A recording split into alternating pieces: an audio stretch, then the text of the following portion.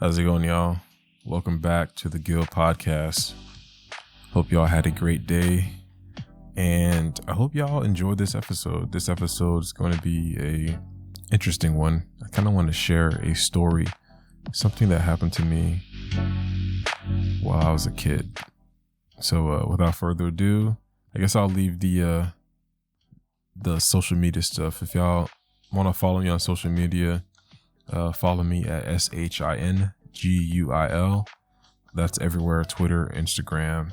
And if y'all want to watch my YouTube channel, check out my YouTube channel at youtube.com/GilDormius. That's GUILDORMEUS. All right, now let's get to the story. I was in the 5th grade at the time, and it was my last year being an elementary school kid. It felt great. And with that comes big changes. I shared a room, a really massive room, with my little brother. The room was adjacent to a pretty large bathroom. My parents at the time were renting a 3-bedroom, 2 full-size bathroom. And it was a pretty good apartment. It was a good place to grow up in. It had a massive living room. Man, now I think about it, I think that apartment will probably go for a lot now because it was pretty big. But being in the 5th grade, being in elementary school, my whole elementary school life, I realized that I need to go through some changes. I need to get rid of a lot of stuff, a lot of clothes, a lot of toys. I'm a middle school kid now in a couple months. So in a couple months, everything's going to change and I need to get ready. So I got into this panic mode essentially and started throwing out some clothes. And luckily around that time, my parents were doing pepe, which is like a thing that some Haitians do where we give out the clothes that we're not currently wearing anymore, like hand-me-downs, and we put it in this big barrel and we send it to Haiti. So at the time we were doing that, and I was like, oh, great. Now I can like clear out my elementary school clothes and, go to the swap shop or go to a thrift store and buy some new style clothes for middle school. Even though my new middle school is going to be uniform, I still kind of wanted to like get some fresh clothes and maybe some like art on my wall or whatever the case was. And with this new vibe, I kind of wanted to rearrange my room. Even though I shared it with my little brother, I said, dude, I want to rearrange this place, change the energy around. At the time, I didn't say that. Trust me. I probably said, I don't know. I wanted to just do stuff. I've always done that as a kid. Rearrange my room so many times. Elementary school, middle school, high school, even as an adult, like I'm always changing the orientation of my rooms. So I'm throwing clothes on the ground, building piles, throwing out coloring books. And the way my bedroom was, it was like a big, giant square. And we had a long dresser that was at the entrance of the bedroom. So the front door never closed because the dresser was so long that it kind of like extended almost out of the room. And me and my little brother had like a lot of clothes. So we needed like a huge dresser for some reason. So, and the entrance of the closet. So the dresser was so long that it was blocking the front door from closing. And also there was a closet on the same side of the entrance of the room. And that dresser almost blocked a quarter of it. So you'd have to like scoot into the closet because the dresser was so long. And it's just something that we did because what the hell? We don't care. So for some odd reason, I'm like in the closet taking out some stuff. And something just told me, well, if you're going to be changing the room, you might as well get rid of this dresser. I was like, okay, great. And I just decided to turn my head to the right. The closet is in front of me, directly in front of me. And on the right would be the entrance or the exit of the room. While I'm looking at the exit of the room, I decide to, hey, why don't we close the door? And as I'm looking behind the door, I see there's a black object. It's very peculiar. The room gets quiet. It's this black thing peeking through this small opening of the door because the dresser is blocking the door from closing. And there's this black object surrounded by a bunch of webs. And I noticed, like, at the time, there was a lot of spider webs under my bed. Big. They weren't really like normal spider webs. They were like pretty big, pretty thick. And I just attributed it to, well, we have web spiders, but I've never seen them.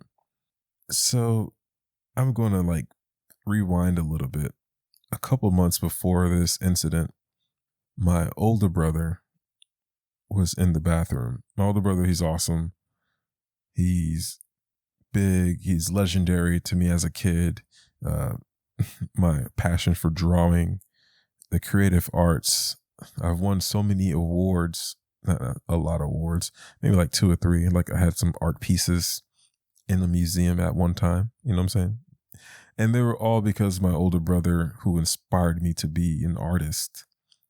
I look up to him, and for some odd reason, in the middle of the night, where everybody else is pretty much essentially about to go to bed or just sleeping, he shrieks, doesn't scream. He's just like, oh my gosh, what the hell is this?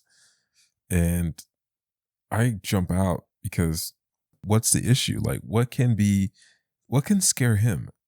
Because I have to see it, whatever it is. And there was this daddy long leg spider, but it was like super abnormal. It was just too weird because the base or the body of this spider was weird. And then it didn't have 6 legs.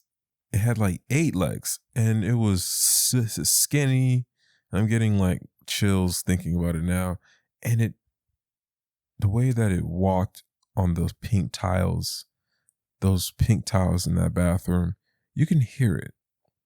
And it was and I attribute it to fear because I really don't like spiders. I was like, well, I can hear it pattering on the tile floor. So I jumped back and ran to the living room, and I kind of peeked around the corner, and I saw my older brother like took the sandal that he was wearing and plap and hit the ground and said, oh, got it. But as the words got it fled his lips, I kind of saw a tiny shadow of a leg kind of walk towards my room or inside of my room. And I trusted my brother so much, and he said, yeah, I got it. Don't worry. I flushed it, and he flushed the toilet. I'm like, oh, great. It's dead.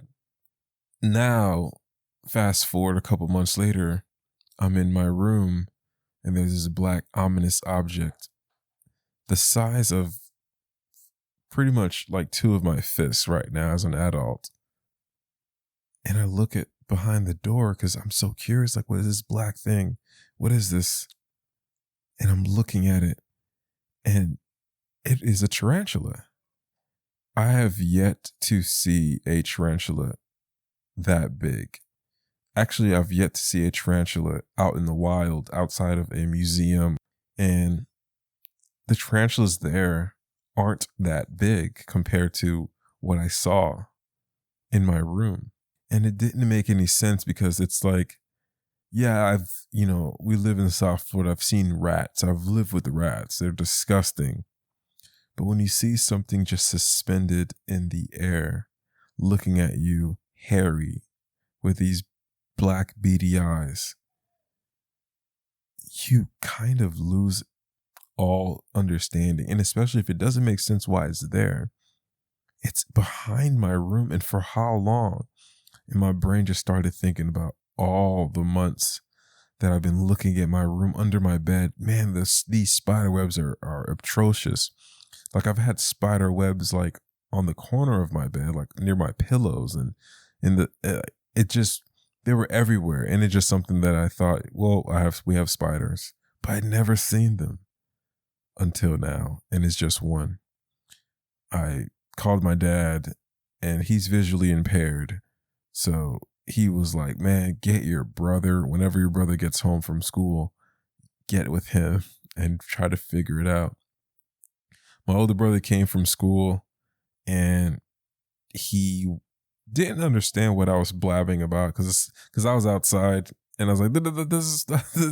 He's like, what? The spider. It's like, oh my God, really? Like, dude, I'm like, dude, it's not. I mean, it's a tarantula. He's like, there's no tarantulas here. You're lying, over exaggerating. So he went to his room. Was like, no, come to my room. You have to come to my room, please. And I'm just like begging you to get rid of it. And my sisters are like, yes, it's a big tarantula. And he's like, what are y'all talking about? And then we like show him, and he loses his mind. He looked at me, and it's like, yeah, I lied that night. I can read it all over his face. It was in bold letters, underlined, all capitalized, all over his face, and Time Romans. Yeah. He's like, dude, my bad. And he got rid of it.